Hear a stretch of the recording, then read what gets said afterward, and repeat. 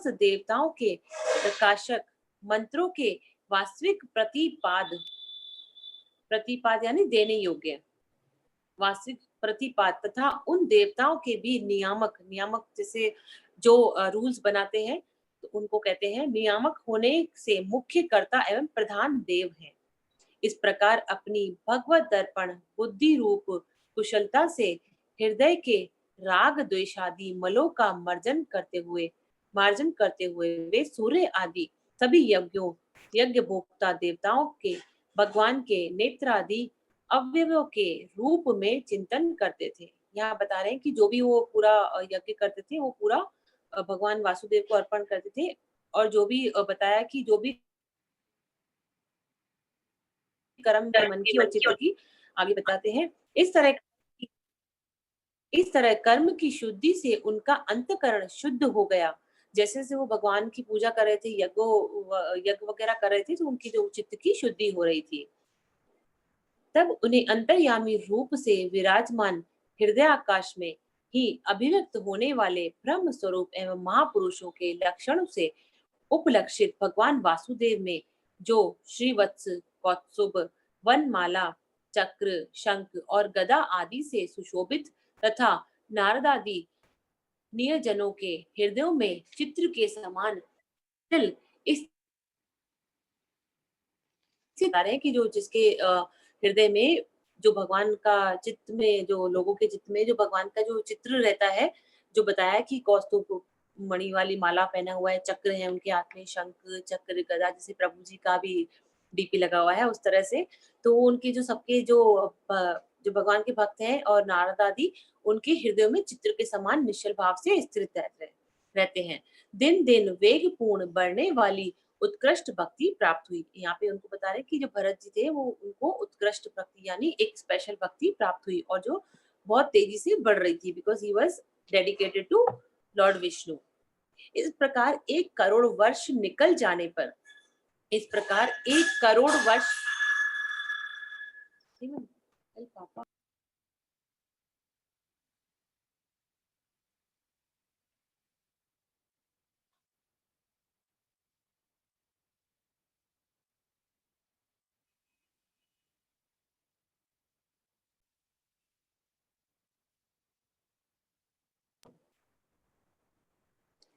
इस प्रकार 1 करोड़ वर्ष निकल जाने पर उन्होंने राज्य भोग का प्रारब्ध क्षीण हुआ जानकर अपनी भोगी हुई वंश परंपरागत संपत्तियों को यथा योग्य पुत्रों में बांट दिया। उन्होंने 1 करोड़ वर्ष तक जो है यहाँ पे लाइफ जिया और राज्य भोग जो किया वो तो उनको एकदम से फिर ऐसा फील हुआ कि इट्स लाइक नथिंग क्योंकि वो परंपरा को फॉलो कर रहे थे अपनी लाइफ में पर उनको जो है जब उन्होंने 1 करोड़ वर्ष तक भोग भोगे तो उसके बाद उन्होंने सारे जो है जो राज्य वगैरह को है अपने पुत्रों में बांट दिया।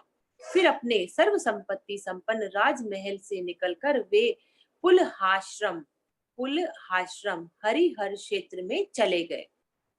इस पुलहाश्रम में रहने वाले भक्तों पर भगवान का बड़ा ही वात्सल्य है। यहाँ पे जो पुलाश्रम बता रहे हैं यहाँ पे जो भगवान यहाँ पे जो रहने वाले भक्त हैं उन पे भगवान की बड़ी कृपा स्पेशल कृपा रहती है। वे आज भी उनसे उनके इष्ट रूप में मिलते रहते हैं।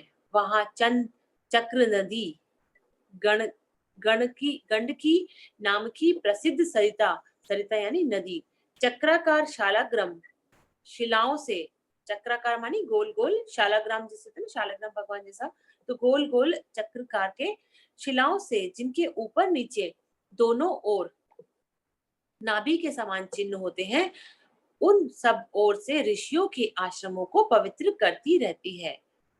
उस पुलहाश्रम के उपवन में एकांत स्थान में अकेले ही रहकर वे अनेक प्रकार के पत्र पुष्प तुलसी दल जल कंद मूल फल आदि उपहारों से भगवान की आराधना करने लगे। यहाँ पे वो बता रहे हैं कि जैसे उन्होंने अपना सारा राज्य वगैरह है जो अपने पुत्रों को बांट दिया और उसके बाद वो इस वन में चले गए और वहां पे वो भगवान की भक्ति और पूजा करने लगे। तो आगे बताते हैं कैसे पूजा कर रहे हैं और उनसे क्या फायदा हुआ उन्हें देखिए सुनेगा। इससे उनका अंतकरण समस्त विषयाभिलाषाओं से निवृत्त होकर शांत हो गया। जैसे जैसे वो भक्ति करते जा रहे थे भगवान कृष्ण की, भगवान विष्णु की, तो उनका जो चित्त है वो शांत होता जा रहा था और उन्हें परम आनंद प्राप्त हो रहा था। इस प्रकार जब वे नियम पूर्वक भगवान की परिचर्या करने लगे, परिचर्या यानी भगवान की सेवा करने लगे, तब उनसे प्रेम का वेग बढ़ता गया, यानी भगवान के प्रति जो प्रेम था उनका बहुत स्पीड से बढ़ता गया, उनकी इच्छा अंदर से भगवान की प्रति इच्छा बढ़ती गई, जिससे उनका हृदय द्रवीभूत होकर शांत हो गया। जैसे हम पूजा करते हैं तो हम बिल्कुल जब ध्यान विधि में बैठते हैं तो हमारा भी ऐसे चित्त शांत हो जाता है और हमारा लिटरली भगवान से कनेक्शन हो जाता है। तो वही फीलिंग यहाँ बता रहे हैं कि जो उनका हृदय है वो शांत हो गया है। जैसे हम कभी-कभी बैठते हैं पूजा में तो एकदम से नहीं, वी आर लाइक फ्री, तब बिल्कुल फ्री माइंड से जब पूजा करते हैं तो हमारा भी ऐसे बिल्कुल चित्त शांत हो जाता है, हृदय क्लीन हो जाता है। तो उनका भी ऐसे ही हो रहा है भरत महाराज का। आनंद के प्रबल वेग से शरीर में रोमांच होने लगा। जैसे कभी-कभी अर्पिता भी कोई भजन गाती है भगवान का जब पूजा करते-करते, तो ऐसे ही एक एक्साइटमेंट, एक एक चमक आ जाती है चेहरे पर, ऑटोमैटिकली वो भजन अपने आप से भले याद नहीं हो पर उसका तर्ज निकलता जाता है अपने आप। तो वैसे ही बता रहे हैं कि शरीर में एक रोमांच होने लगा उनके तथा उत्कंठा के कारण नेत्रों में प्रेम के आंसू उमड़ आए। It happens to us also sometime जब ये हम लोग भगवान के बहुत करीब होते हैं, जब उन्हें हम ध्यान से प्यार से भजते हैं तो, जिससे उनकी दृष्टि रुक गई। अंत में जब जब अपने प्रीतम के अरुण चरणार विंद, प्रियतम यानी भगवान विष्णु के अरुण चरणार विंदो यानी चरण कमलों का ध्यान से भक्ति योग का अभिभार्य हुआ, तब परमानंद से सराबोर हृदय रूप गंभीर सरोवर के गंभीर सरोवर में बुद्धि के डूब जाने से उन्हें उस नियम पूर्वक की जाने वाली भगवत पूजा का भी स्मरण न रहा, क्योंकि वो इतना इतना वो खो गए जो भगवान में, भगवान की भक्ति में इतना खो गए कि उन्हें कुछ भी याद नहीं हो रहा था कि वो क्या कर रहे हैं। तो इस प्रकार से वे भगवत सेवा के नियम में ही तत्पर रहते थे। शरीर पर कृष्णा मृग चर्म, जो हिरण का खाल होता है, उन्होंने वह धारण करते थे। त्रिकाल स्नान के कारण भीगते रहने से उनके केश भूरी-भूरी घुंघराली लटों में परिणत हो गए थे। परिणत यानी कन्वर्ट हो गए थे। जब वो बाहर नहा के निकले तो उनके जो बाल थे वो घुंघरालू से हो गए और उनकी जो लटें बनती गई, जिससे वे बड़े ही सुहावने लगते थे।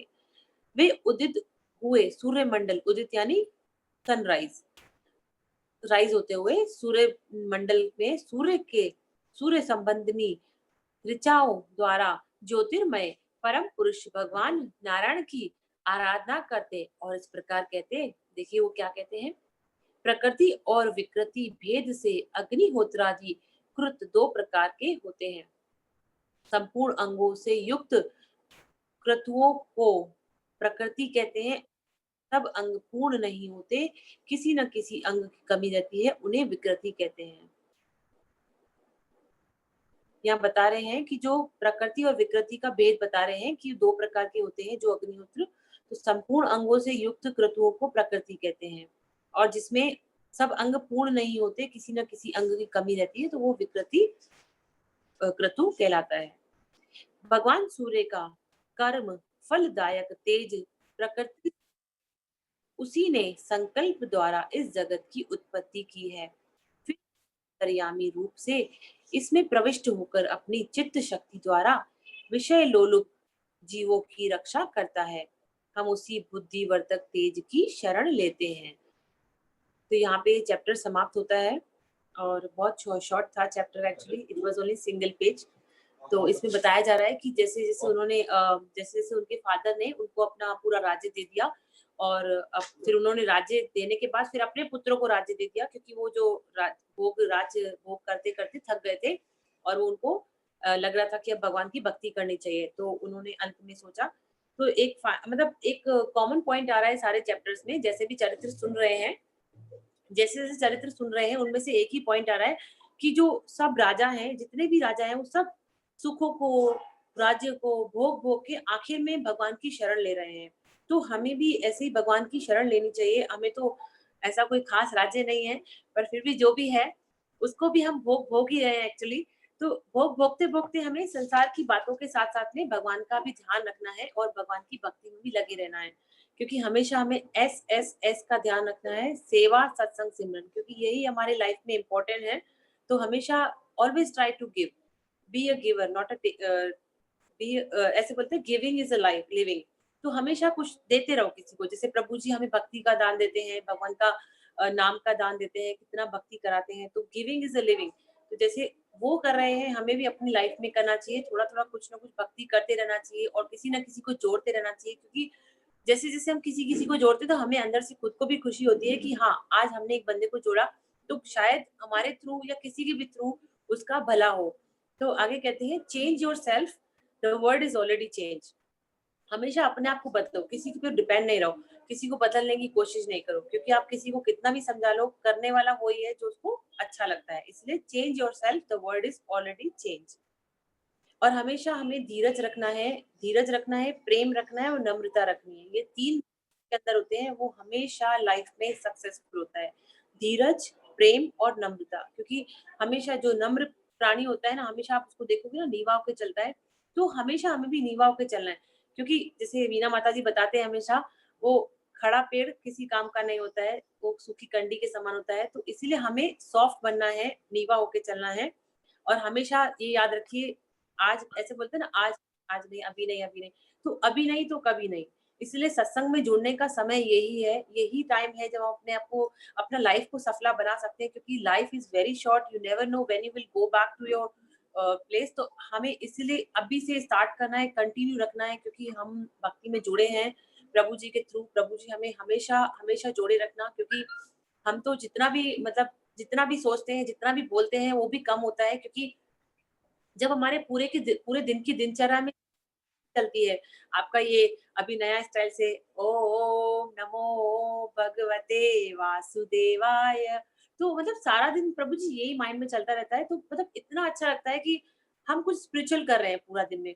मतलब अभी सुबह कुछ भी काम करते, तो अभी ये नया स्टाइल से मंत्र चलता रहता है, तो it's very good for us कि कुछ ना कुछ अच्छा सीख रहे हैं और हमेशा अच्छा सीखते रहें और इसी लाइन में लगे रहें, क्योंकि लाइन में लगे हैं, इसमें जुड़े रहें और आप हमेशा अपनी कृपा हम पर बनाए रखना और हमेशा हमें हमारा हाथ पकड़े रखना। प्रभु जी, thank you so much for everything.